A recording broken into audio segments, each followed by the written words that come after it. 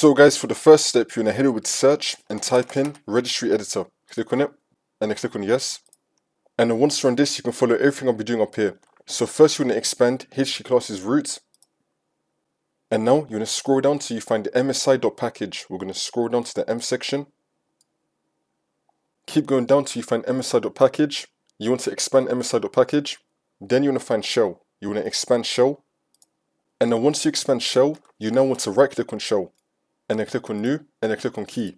You want to call this key run as, all in lowercase, no space, run as, and then click on enter.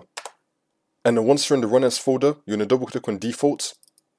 And now in the value data, you're going to type in install space as space, and then you're going to put the and sign. So and then administrator. Just like how it was on my screen, and then click on OK. And then once you do that, now you want to right click on run as, you want to right click on this, and then click on new, and then click on key. You want to call this key command. Click on enter. Now once you're in the command folder, you're going to double click on default. And then once you're on this, you just want to copy and paste the code, which will be down below in the description. Copy this, paste it right here, and then click on OK. And now you just want to restart your computer, and then the problem should be fixed.